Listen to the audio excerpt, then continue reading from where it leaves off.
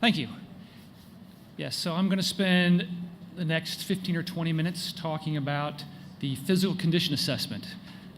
With lots of panels and discussions today, but for me, RAD really comes down to one basic tenet, and that is making sure that the property is going to survive and thrive for the tenancy post-conversion. Primarily, this is going to be around rehab properties. Sometimes we see it in new construction and other things, but the physical condition itself of the property is, for me, the cornerstone of the RAD program. So when you're bringing your portfolio into RAD and you're ordering a physical condition assessment, PCA, RPCA, CNA, all sorts of various acronyms for an analysis of the physical condition of the property. So I really want to focus on rehab properties at the moment.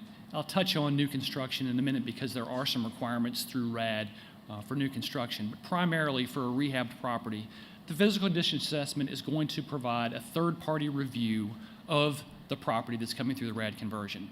It's going to see what systems are in place today, how they've been maintained, and what sorts of maintenance, upgrades, et cetera, are going to be required both at conversion and then in the next 20 years.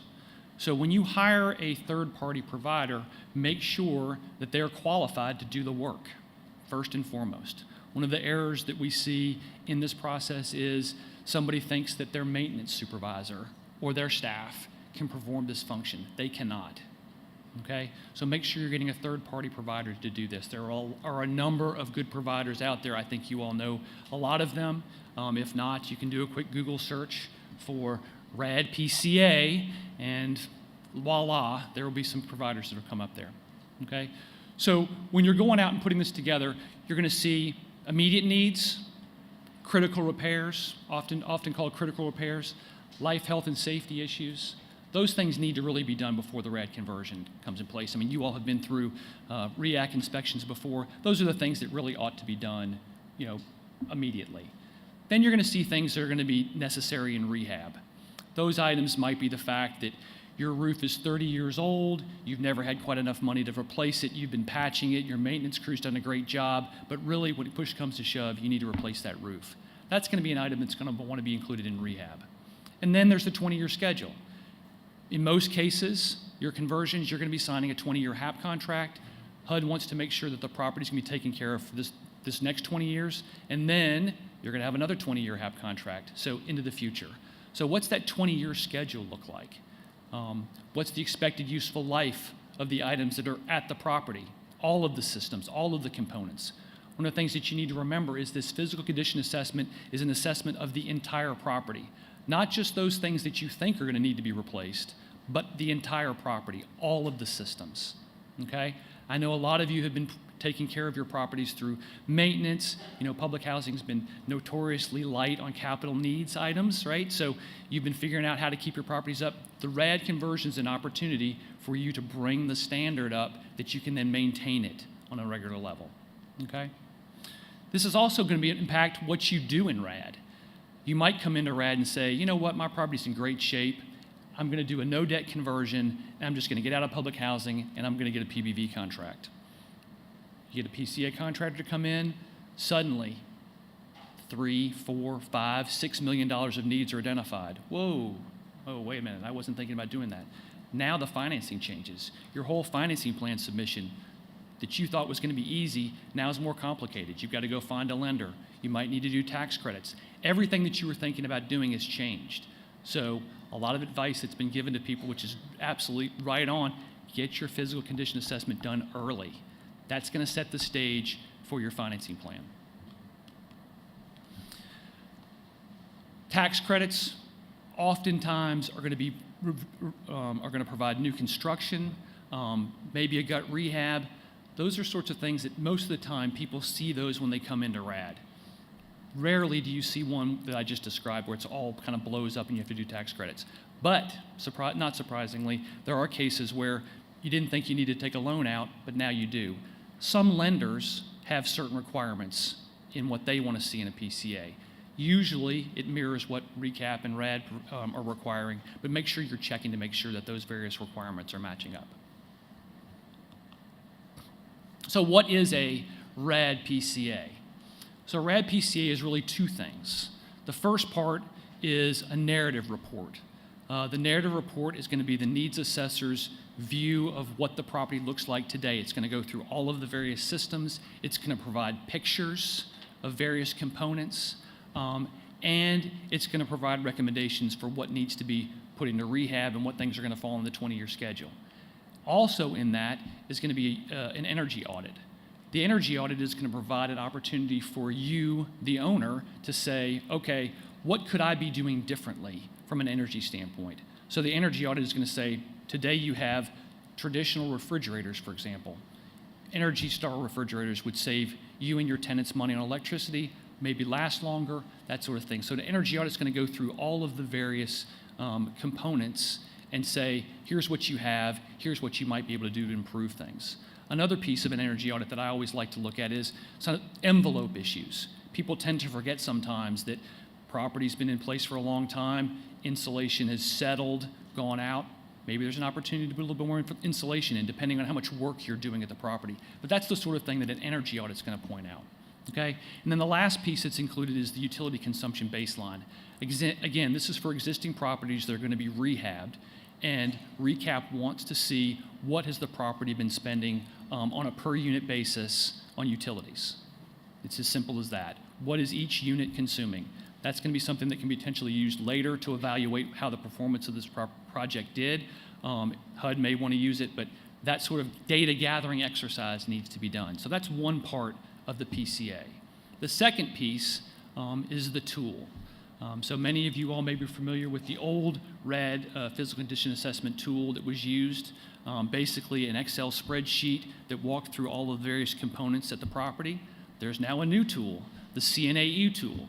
Multifamily came out with a new product a few years ago, rolled it out over time. It became active for multifamily in November of last year, and for RECAP it became active February 1st of this year. The new CNA tool does the same thing that the old RPCA tool did, just in a different structure, different style. That tool needs to be completed.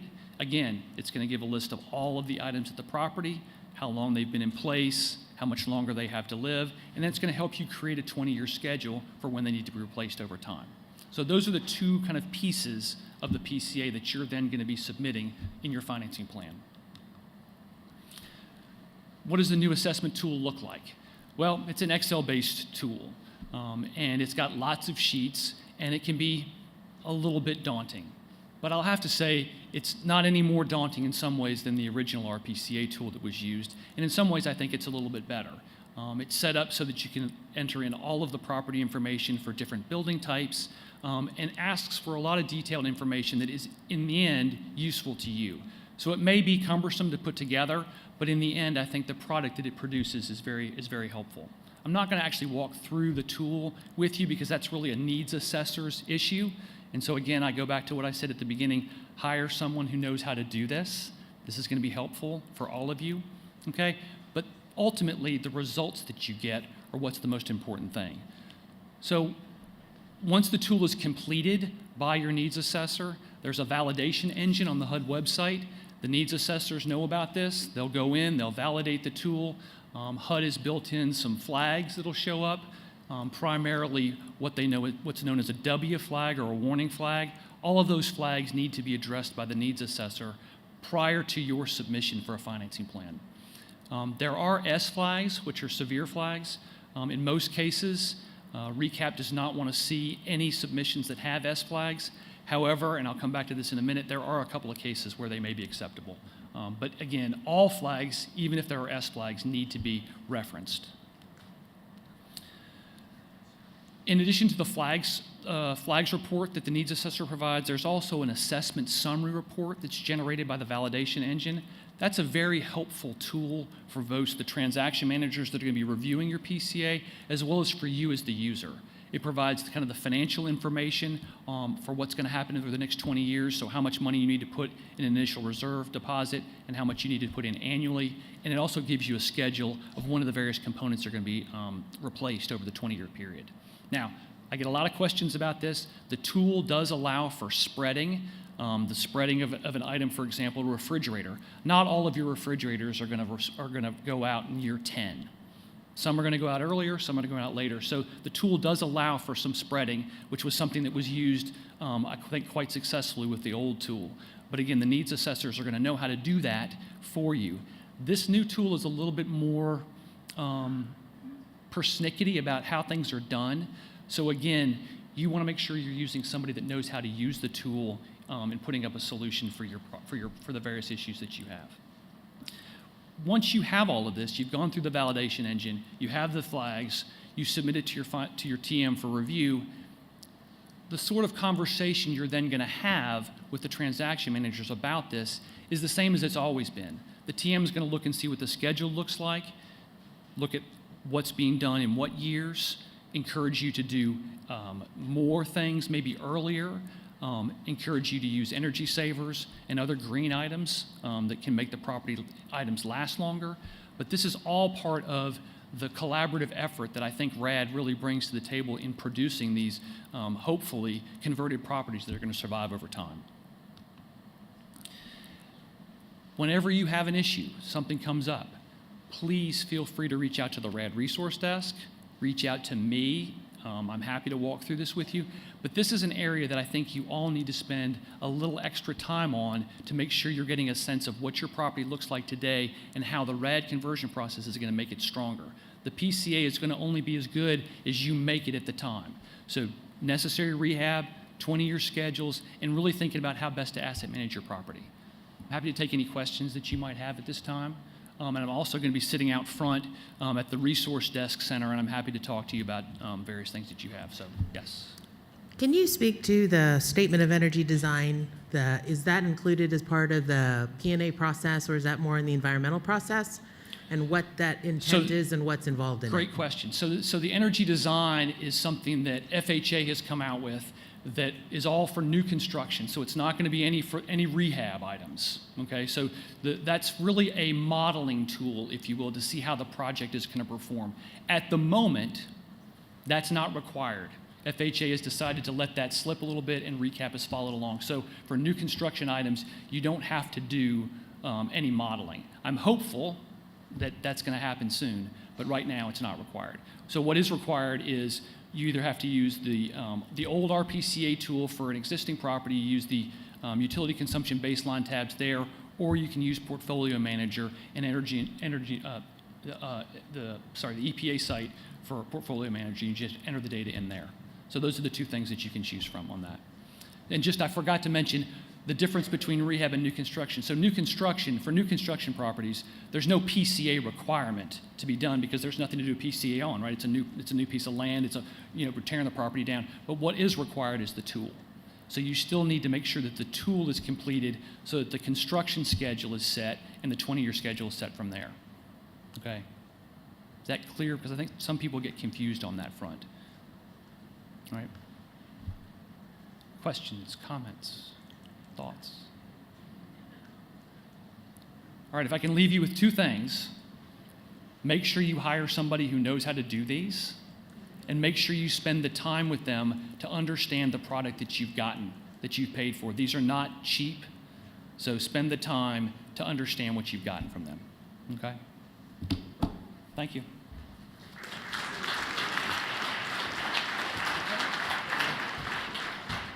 Thanks, Robert. Our final presentation's Jeannie Kalma from the Housing Authority of Cook County, and a little more show and tell with PechaKucha style.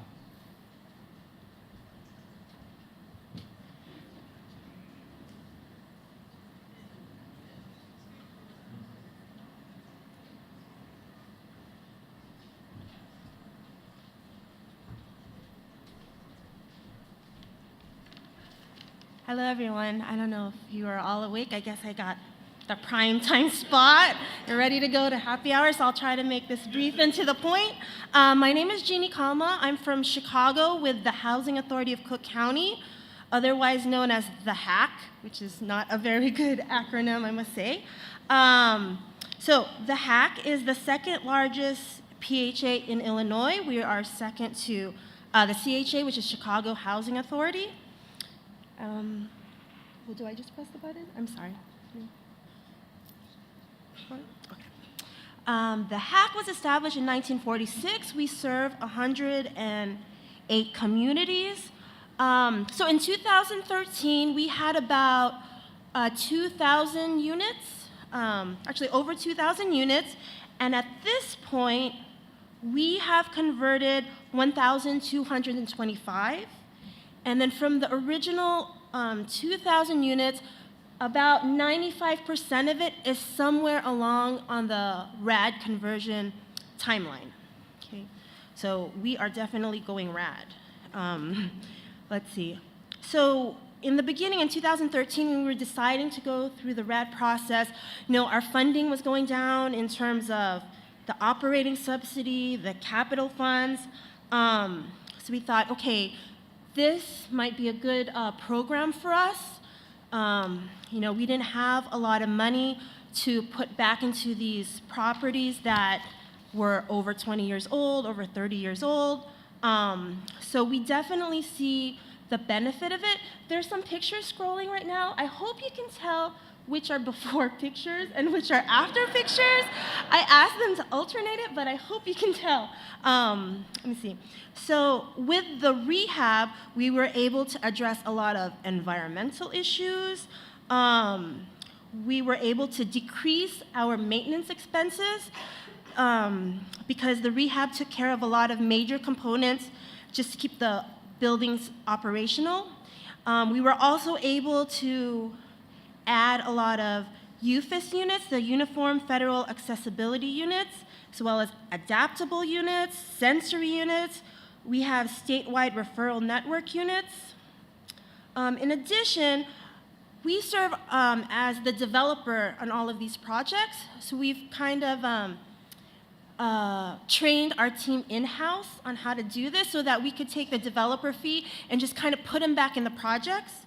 So that's another benefit that we were able to get. Let me see. So like I said, we have completed 1,225 units converted. 3 of them are 9% tax credit projects. 3 of them are 4%. We are working on a couple more 9% and 4%, and we have a lot of different types of funding in these deals. We have some seller financing, RHF funds, tax credit, state tax credit, and the process was not easy at first, especially since there was a lot of in-house training, but to the credit of our TMs here at HUD, and they've answered all of our questions. Our closing coordinators, they've been there, as well as even that RAD resource desk and watching the webinars. We were able to do this all in-house, and we were also kind of hesitant at first as how the tenants would react to this, and really, the ones that we've spoken to, that have come to us, they've appreciated getting new units, getting new appliances, and we just had our tenant meetings along the whole process to make sure that they were involved in this, in the rehab, and letting us know what kind of things they wanted to be done in the properties. And I think that's it. Thank you.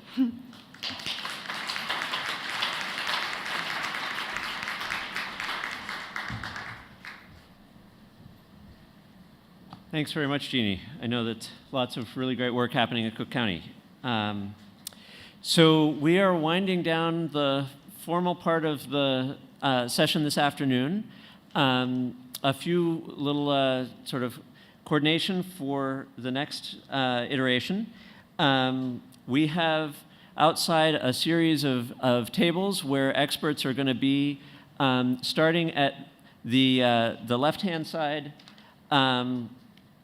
The first tables are going to start with folks with questions about the capital fund and all things capital fund, and I know some folks were here about CFFP, and I think that they maybe will be over in that territory as well. And then we'll go alphabetically through the list of topics. I think you all have received the sheet that looks like this at the beginning of the day, but the tables are capital fund, closing, capital needs assessment, eTool, environmental reviews, fair housing and civil rights, FHA insurance, project-based rental assistance, project-based vouchers, rent flexibilities, the resource desk demos, Section 18 and PIC, transaction managers, and transfer of assistance. So those are all folks that we hope that you will go and ask questions, try to learn a little more, and we are trying to make folks available for those office hours, just general conversations, sort of informal back and forth, to help you learn a little more about whatever topic or as many topics as you want. Those are not structured conversations. Those are just conversations about a topic there. I think certainly from my perspective, I think folks have, many thanks to all of the presenters and panelists through the day. I think we've had some really good information that I hope has been useful to you. When you are, we hope tomorrow morning that today was good enough that you'll come back. And we have additional information tomorrow and some additional office hour kind of opportunities for conversation about the same topics in more depth tomorrow, middle of the day. When you are getting here tomorrow, please come to the same south entrance that you came in this morning. And please keep your name tag, because that's the faster way back in. You will need to go through the metal detector, but your name tag will speed that process and not require sort of a big check-in process.